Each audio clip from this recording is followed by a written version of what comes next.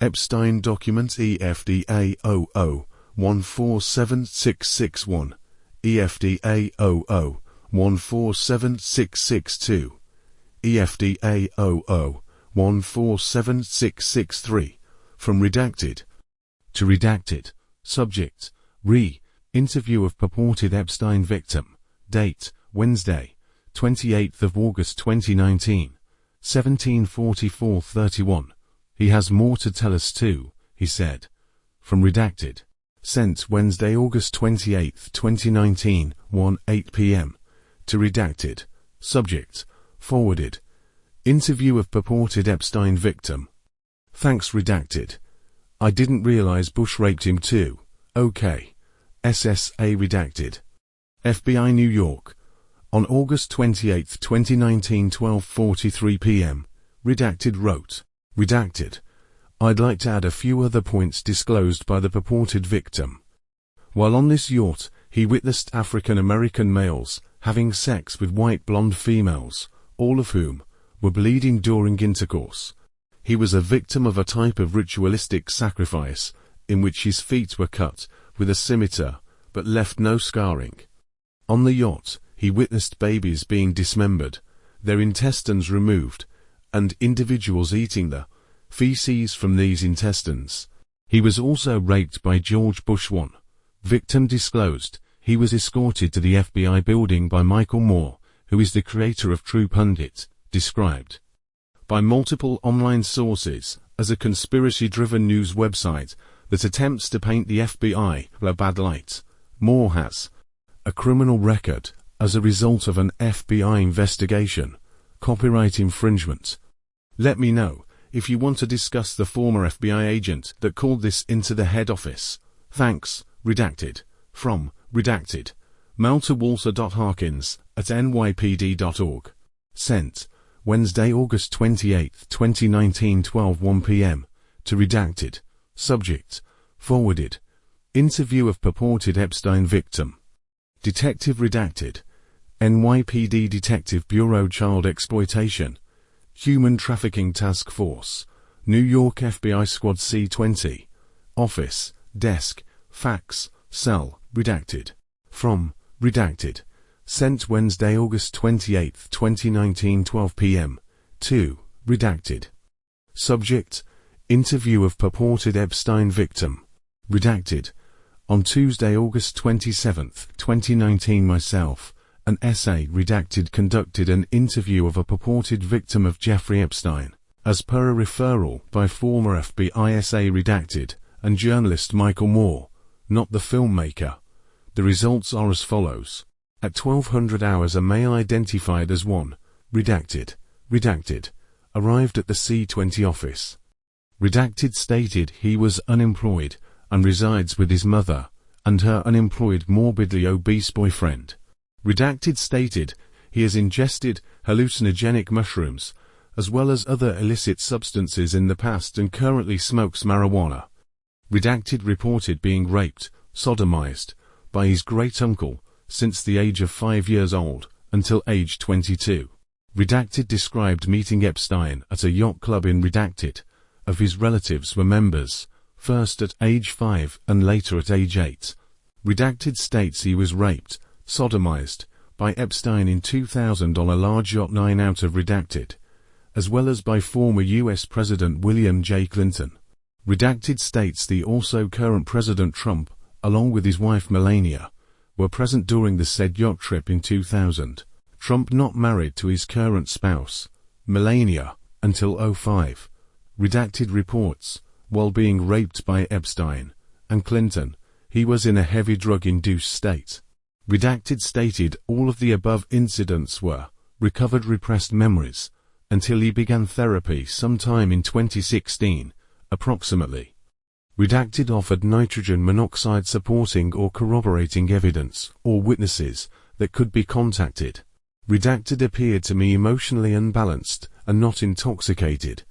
At this time, it is not recommended that any additional investigative resources be expended concerning Redacted's claim.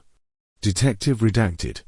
NYPD Detective Bureau Child Exploitation, Human Trafficking Task Force, New York FBI Squad C20, office, desk, fax, cell, redacted.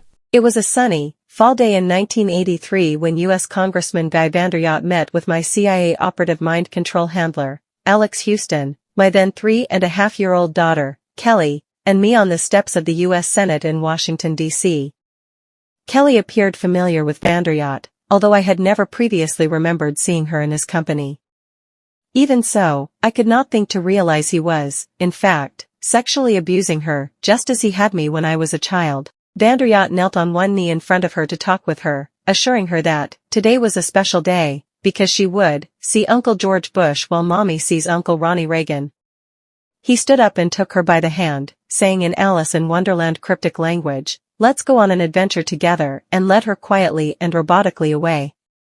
I met up with Kelly again that afternoon at the White House, both of us literally on our toes and standing at attention in Reagan's office. In retrospect, I wonder at the measures of control inflicted on my 3.5-year-old child to cause her to perform so robotically and behave so well as she silently stood with the plastic smile and unblinking eyes, in the presence of President Reagan, Vice President Bush, and later Defense Secretary Dick Cheney. Reagan appeared to gaze at Kelly, with her long blonde hair cascading down the back of her blue pinafore dress, completing her Alice in Wonderland appearance. Reagan seemed to pose no direct threat to her sexually as he said, "She is adorable, a model child." Reagan then gestured towards Bush and said, "This is my Vice President George Bush." People don't usually know what the role of the Vice President is because he's always behind the scenes making sure everything that the President wants done happens the way it's supposed to. He looked at me and said matter-of-factly, "I catch the public's attention." He made a gesture in the air that was eye-catching, while the Vice President carries out orders. Bush's close friend, Dick Cheney, said, "And gives them." "Right," Reagan said. "An order from him is like an order from me." Bush was wearing canvas boat shoes and a cardigan sweater as he knelt on one knee in front of Kelly in order to talk to her on her level. Bush used the children's television program Mr. Rogers' Neighborhood to scramble, confuse young victims, like Kelly's, memory of contact with him and his sexual abuse. His physical resemblance to TV's Fred Rogers was deliberately exaggerated by his choice of clothes and mannerisms, and is further compounded by his developed vocal impersonation. Using his best Mr. Rogers voice, he said, "Come here, little one. I want to ask you something. Do you watch Mr. Rogers' Neighborhood?" "Yes, sir," Kelly responded. Bush told Kelly, "Well, I'm kind of like Mr. Rogers when he makes his puppets move and talk, like your daddy, Houston, ventriloquist, does with 𝗍𝗲𝗻𝗆, his dummy. Only I'm like Mr. Rogers, because I have lots of puppets, only mine are people. I even have a king 𝗏𝗏, just like Mr. Rogers. I pull the strings," he pantomimed marionette hand movements, "and I talk through them. They say my words, and we create all kinds of exciting adventures. Right now, I'm building a new neighborhood, the New World Order.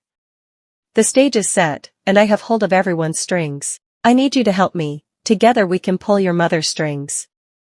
She's in my neighborhood. That means you're in my neighborhood, too." It seems obvious to me now that Bush was referring to those actively engaged in implementing the New World Order through chaos and mass mind control, aka media conditioning, as the neighborhood. Of course I was unable to consider disputing Bush's statement, and Kelly was certainly not of a mind to see beyond Bush's twist on her favorite television program.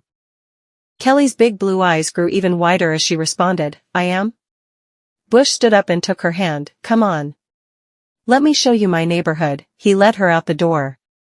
Kelly became violently physically ill after her induction into George Bush's neighborhood.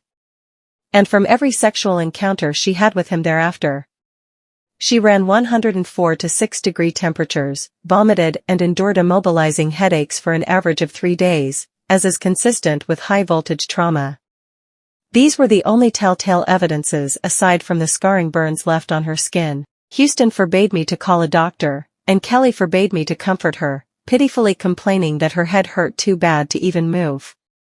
And she did not move for hours on end. Kelly often complained of severe kidney pain, and her rectum usually bled for a day or two after Bush sexually abused her. My own mind control victimization rendered me unable to help or protect her. Seeing my child in such horrible condition drove my own wedge of insanity in deeper, perpetuating my total inability to affect her needs until our rescue by Mark Phillips in 1988. Kelly's bleeding rectum was but one of many physical indicators of George Bush's pedophile perversions. I have overheard him speak blatantly of his sexual abuse of her on many occasions. He used this, and threats to her life, to pull my strings and control me.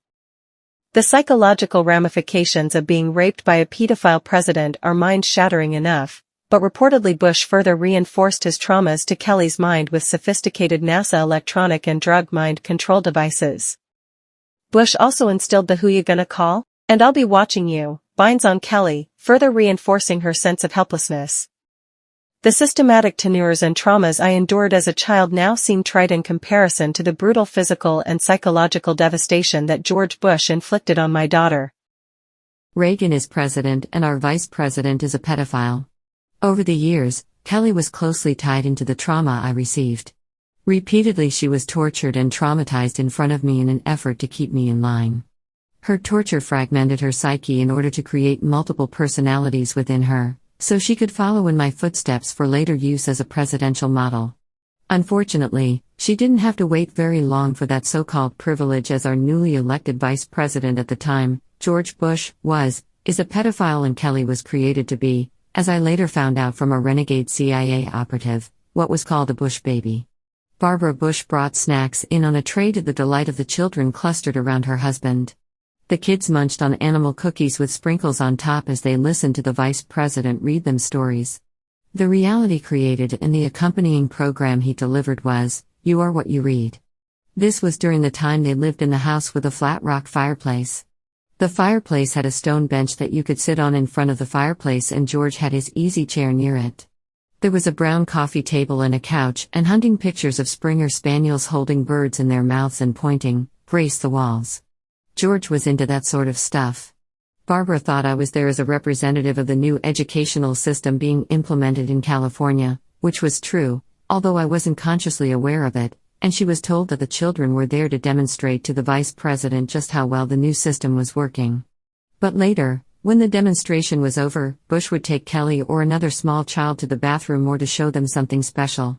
During the time the vice president disappeared with my daughter, Barbara often made lots of small talk, always smiling, cheery and pleasant, speaking nothing of importance. She talked a lot, especially when her husband was out of the room. I was on edge, even under mind control, as parts of me sensed that my little girl was being hurt. The connection between mother and child often makes physical presence unnecessary to know the status of one's child, and it was difficult to carry on small talk with Mrs. Bush while my child was being raped. The vice president brought Kelly back when he was finished. She looked dazed and out of it. Bob Hope arranged many other times for George to be with Kelly in different and more private settings. There was a weekend retreat home the Bushes went to in the mountains, so they could relax, and George would take their dog out hunting wildfowl. Barbara stayed inside and baked and did needlepoint, like a typical housewife. I believe that she was unaware that her husband was molesting droves of little girls. George always said he had a special place in his heart for little girls. When Kelly was brought to Bob's parties, he gave her as a gift to known pedophiles that liked little girls. Then, he really owned these men. He would act like he really thought it was okay to have sex with a child, to men he knew were pedophiles. Without actually saying it in words, he portrayed that attitude, and then after the person had raped the child he would say something like, "Do you know what news like this could do to your career? To your family?" At the parties, these children were kept in a back room. On nights I was programmed to act as the hostess, I was instructed to escort men back to the room where the children waited for this express purpose. I was even programmed to facilitate their choice in which child they wanted for the evening.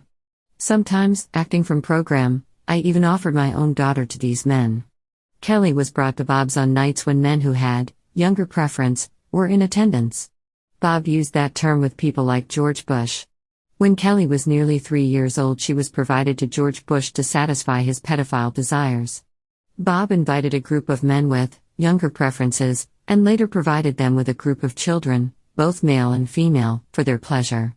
With people he really wanted to own or use, he would take pictures of the molestation with hidden cameras. He knew just how to get to these people. Then afterwards he would show them a picture of the rape of the child and say, "We sure don't want these pictures, or any others like these to get into the wrong hands and ruin your entire career, do we? Then he would simply tell the man what he wanted, in exchange for impunity.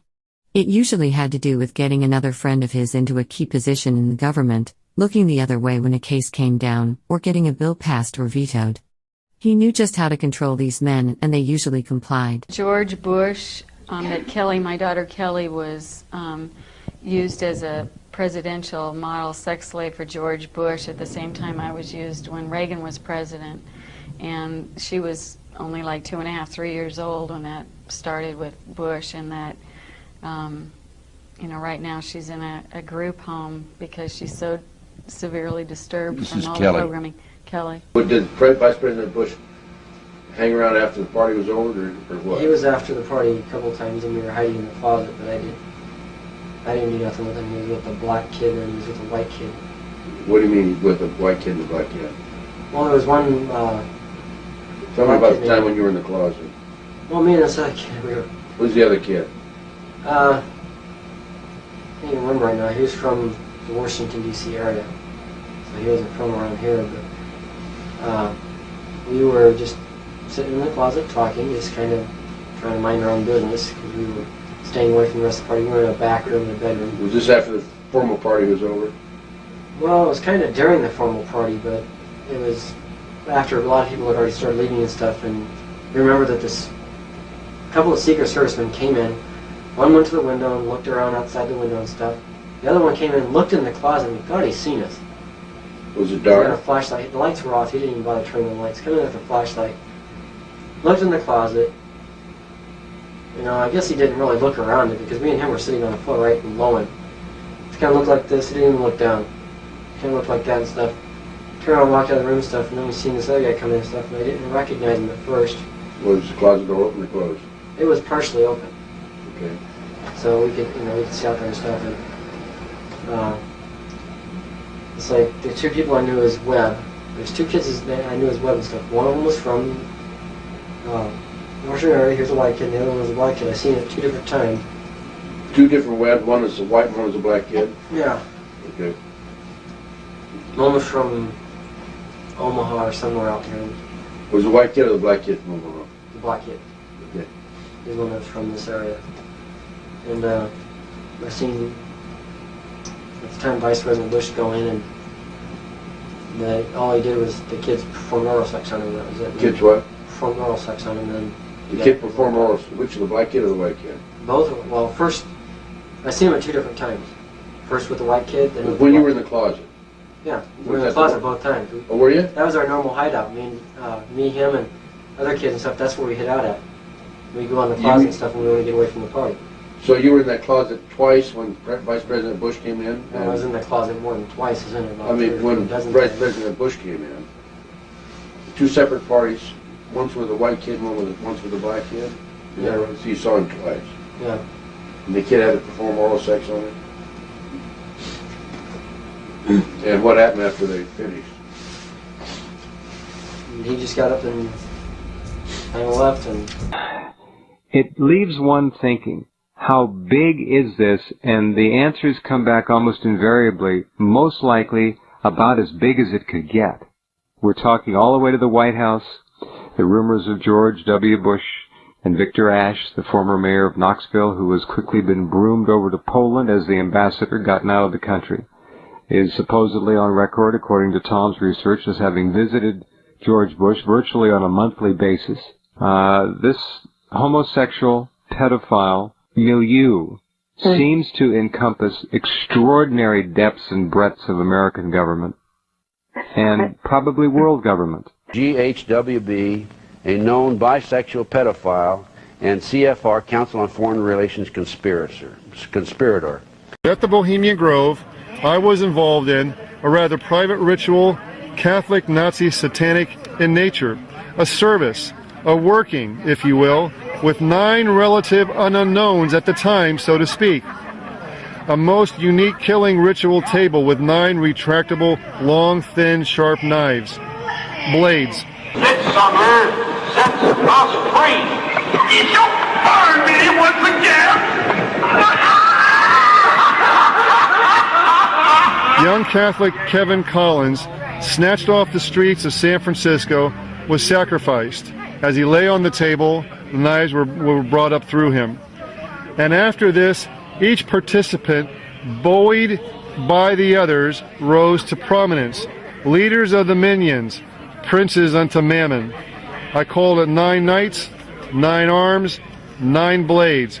The participants, except for 1 or 2 I didn't mention, are Willie Brown, Arlen Specter, Barney Frank, Roger Mahoney, the LA Cardinal, Ratzinger, who's now the Pope, Robert Byrd, George Bush Sr., otherwise known as George Scherf, and Warren Buffett, and the Master of Ceremonies was Dr.